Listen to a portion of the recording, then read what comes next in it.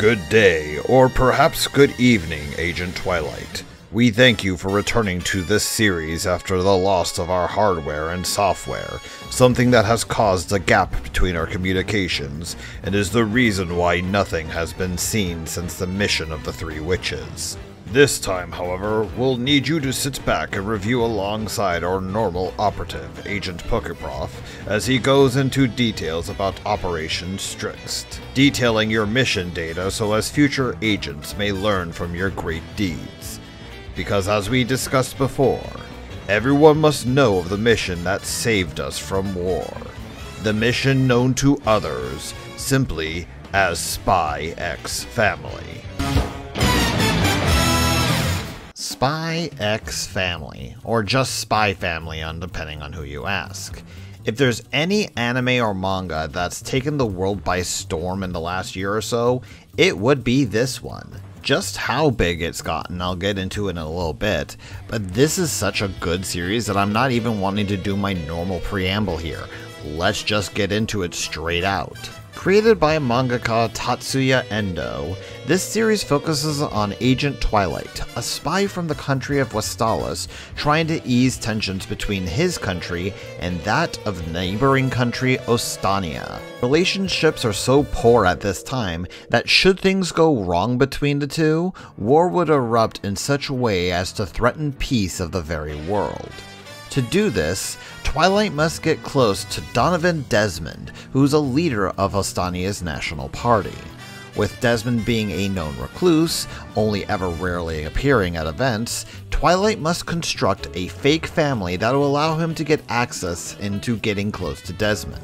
This results in Twilight, who is a master of disguise, creating the identity of Dr. Lloyd Forger, and him going out to adopt a child who is capable of getting into the school that would be the most connected way to Desmond, and allow our spy to be able to meet him.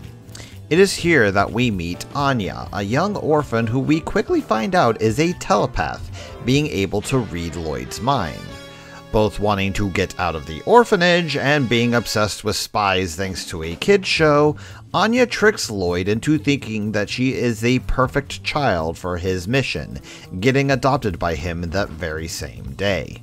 This all happens within the first half of the first episode of the anime, with the rest of it being Lloyd and Anya interacting with each other and getting to know each other. This includes learning a bit about both of their pasts, where we find out that Lloyd has been someone who became a spy entirely to have a world where children don't have to cry and suffer like he did, while Anya was an experiment from a shadowy organization, having escaped and was in a desperate search for someone to care about her. If your heartstrings aren't already being tugged at both of the backstories between these two, you add in the relationship that starts to grow, and you can't help but cheer when Lloyd is putting himself in harm's way to save Anya, or when our little girl curls up to an exhausted Twilight at the end of said mission. Seriously, you do not know how hard it was for me not to squee at the cuteness of this picture right now. Of course, the episode ends with a reminder that to be fully accepted into the school that Desmond is a part of, known as Eden College, they need to have a mother to round out the fake family they've got, as the school requires both parents to be present. So how do you balance out a super spy and a telepath with a third character? Enter Yor Briar, Ostania's resident assassin, also known as the Thorn Princess, who works to kill the corrupt and vile of her country. Being someone who's socially awkward because of her years being brought up to kill and detaching herself for the sake of the job, Yor finds herself in a bit of a predicament. Her co-workers in her normal life job, being the nosy little busybodies they are, mention how unusual it is for someone like Yor not to be married yet, much less dating someone. So as not to have her co-workers learn and find out about her life as an assassin, as well as preventing them from actually going and accusing her of being a spy for Westalis, Yor is on the search for a fake boyfriend. Now you're probably wondering how Yor ends up with our Forger family. Well, it just so happens that a mind-reading 5-year-old is among the best wingman that you can ever hope for. Oh, poor me. I'm so lonely because I've got It's with this revelation that Lloyd and Yor could use each other to help their own respective jobs that the two eventually agree to tie the knot, at least as far as public image is concerned. This also includes one of the best ways to propose ever, via a grenade as a bunch of criminals tried to gun them down. Seriously, the animation and character motivation in this series is amazing. In fact, if there's any one thing that you can say that is on point in this series, if you're ignoring everything else, it would be the characters' facial expressions and some of their reactions to situations. In fact, it was watching this series in Japanese originally that made me love the little instances of Japanese onomatopoeia, especially when Anya is either excited or shocked.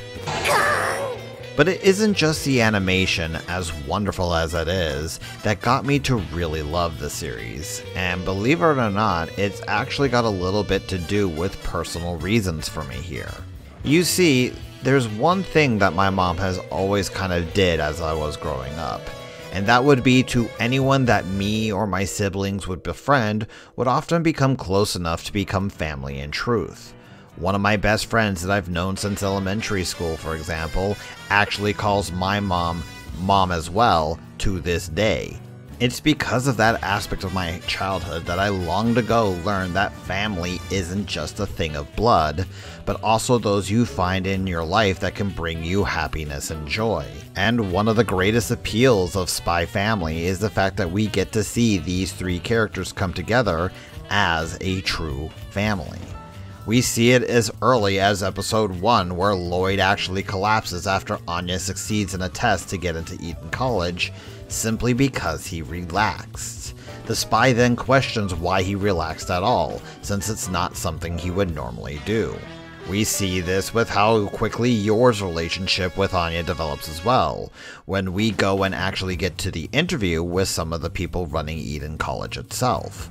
One of the interviewers, to put it lightly, is a prick of the highest caliber, to the point where he actually makes Anya cry when he pushes her to think about her original mother, a character who we actually still don't know about at this time in the anime. This angers Yor to the point where she looks about ready to kill the man, and probably would have had Lloyd not beat her to the punch, only restraining himself from actually doing the deed at the very last moment. Of course, this is just talking about the main cast here, and not all the side characters that are introduced, each one having their own interesting part to play.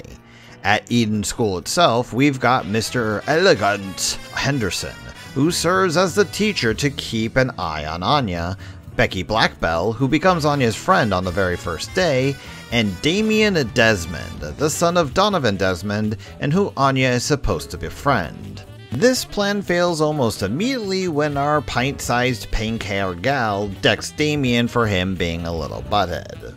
Of course, later on he falls in love with her, as you do. Outside of the school, we got the Handler, a femme fatale with an incredible design that is one of the characters who gives out missions for the spies, Yuri Breyer, Yor's brother, who's part of the Secret Service of Estonia and is in love with his sister. Yeah, no, seriously, he is. And as one of the more recent episodes, we also got introduced to Bond, the faithful dog of the Forgers who, like Anya, has been experimented on and is able to see the future. And that's with more characters being promised to come up in the future. Being a series about spies, there is actually a lot of reference to other spy media, most notably James Bond. Not only is Anya's experiment number 007, but we also get Bomb Man, the TV show about spies that I mentioned at the start of the episode, being a full nod to all of James Bond's ventures. It's with the in-universe show that the Forger family gets their dog's name from, though the fact that he wears a bow tie as a collar is likely a nod to some of the older Bond films.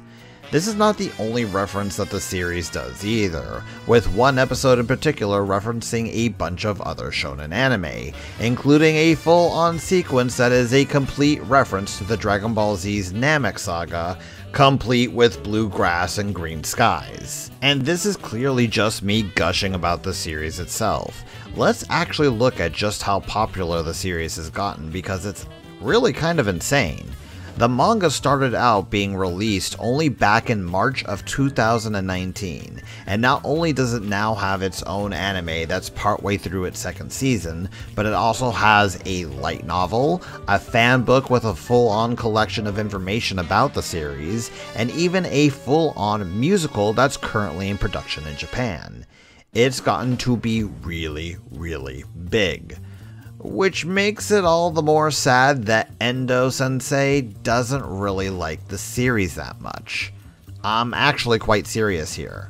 Despite being a wonderful story about 3 unique individuals being drawn together by fate and becoming their own found family, the creator of the series has gone on record saying that he has no real attachment to the characters or story. His reasoning for this is because it wasn't what he wanted to draw and share with the world, but none of the other stuff he ever made turned out to be popular. It was only after his editor suggested combining a cool character with a cute character did Lloyd and Anya get created, and the rest is history. Edo has claimed that he's alright with how popular SpyXFamily has become, especially since it's been a bit of a rehabilitation series for him, allowing to revitalize his career as a manga artist. While I'm personally a bit sad that he's not exactly a fan of his own work, I can't say that I'm not surprised by it. Especially if you go out to make something that you really love, but it never gets to take off, only for something that you could easily see as pandering to the masses becoming insanely popular, it can really hamper the enjoyment of working on the series.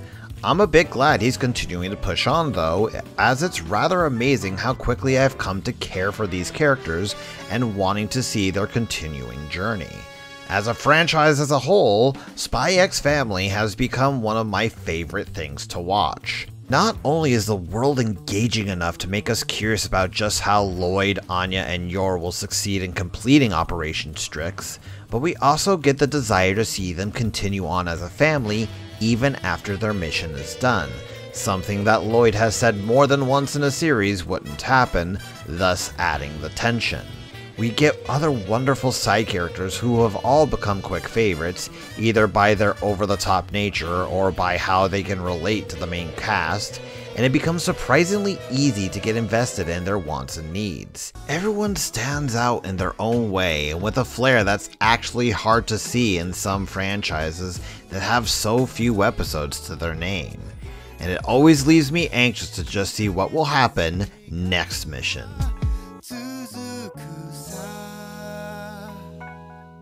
With all that said, I hope I've done a good job to entertain you, and I'll do my best to do so again in the future.